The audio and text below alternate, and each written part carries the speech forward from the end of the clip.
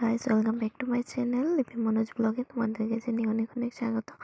তো চলো আজকে আরও একটা ভিডিও নিয়ে আসলাম।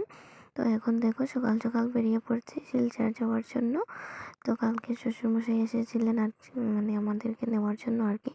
তো অনেক ব্যাগপত্র সাইকেল নিয়ে ট্রেনে করে যেতে পারবো না আর কি, একা একা ওকে নিয়ে যাওয়ার জন্য উনি এসেছিলেন। তোমরা সবাই তো জানো এতদিন ছিলাম বাবার বাসায় হাইলাকান্দি। তো আজকে চলে যাচ্ছি। দেখো কি প্রচণ্ড কুয়াশা পড়েছে আজকে। অন্যদিন এরকম পড়ে না, কিন্তু আজকে পড়েছে এরকম প্রচণ্ড কুয়াশা। কিছুই রাস্তাঘাট দেখা যাচ্ছিল না, এখন তো অল্প একটু কমেছে। আর ওইদিকে ও ঘর থেকে সাইকেল চালিয়ে চালিয়ে স্টেশন অবধি পৌঁছে গেছে। তো তারপর ওইদিকে রাস্তা থেকে আসার সময় ট্রেনের আওয়াজ পাচ্ছিলাম আর কি। আর রাস্তার মধ্যে আমাদের এখানে তো রেল ক্রসিংয়ে ব্যারিকেড ট্রেন যাওয়ার আগে আর কি একটা দুটো ডান্ডা আছে, ওইটা আর কি ফেলে দেয় আর কি। তো ওইটা দেখে ভেবেছিলাম যে চলো ট্রেন চলে এসেছে। তো আর দৌড়তে দৌড়তে একদম স্টেশন অবধি পৌঁছালাম। আর এসে দেখি এখনও কাউন্টারই খুলিনি। আর ওই যে ট্রেনটা এসেছিলো ওইটা মালগাড়ি এসেছিলো। তো যাই হোক, ওইদিকে দেখো সূর্য মামা ওকে দিয়েছেন এখন। তো তারপর আর এদিকে দেখো এখনও কুয়াশা রয়েছে। আর এদিকে আমরা তারপর ট্রেনে উঠে পড়েছি। আর ওঠার সময় অনেক ভিড় ছিল আর ভিডিও নেওয়া হয়নি। তো যাই হোক, এখন আলগাপুর অবধি পৌঁছে গেছি। আর এদিকে দেখো এখন ট্রেনটা আর কি থেমেছে আর কি কিছুক্ষণের জন্য। এখন আবার ট্রেনটা ছেড়ে দেবে, বেশিক্ষণ থামে না আর কি, এখানে 5-7 মিনিট থামে। দেখো বন্ধুরা, এখানে কাটাখাল এসে 8 ঘন্টার মতো থামে আর কি ট্রেন। এখন কাটাখাল বসে আছি। তো দেখো তারপর শিলচর স্টেশনে এসে পৌঁছে গেছি।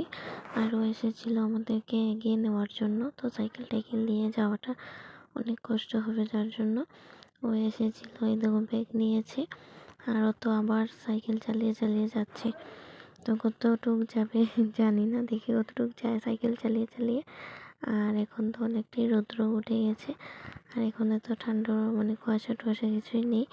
আর এখন বাজছে হলো 9:30 বেজে গেছে আর কি। আরও যাচ্ছে অল্প একটু মাছ নেওয়ার জন্য বাজারে। তো দেখো বন্ধুরা, ফাইনালি পৌঁছে গেলাম শিলচর। এখনো ঘরে যাইনি, গাড়িতেই আছি। আর এখন হচ্ছে মাছ আনতে।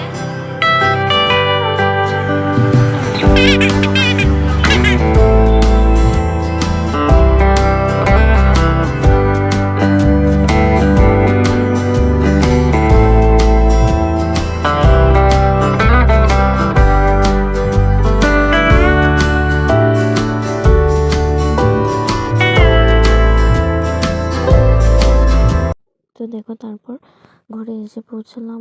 আর ও তো ঘরে ঢুকে বিছানা উছানার কি অবস্থা করে রেখেছে, পুরো ঘরটা পুরো নোংরা করে রেখে দিয়েছে। তো যাই হোক, তারপর লেগে পড়লাম নিজের কাজে, রান্না বান্না সব কিছুই আর করে গেছি। আর রেস্ট নেওয়ার টাইম নেই, তো ওর জন্য করছি আলাদাভাবে অল্প একটু তরকারি। আমাদের জন্য মাছ তরকারি করছি। তারপর দেখো এখন ঘুম দিয়ে উঠে পড়েছে। আর এখন অল্প একটু যাচ্ছি রাস্তায়। তো আজকের ভিডিওটা এতখানি, দেখা হবে নতুন একটা ব্লগে।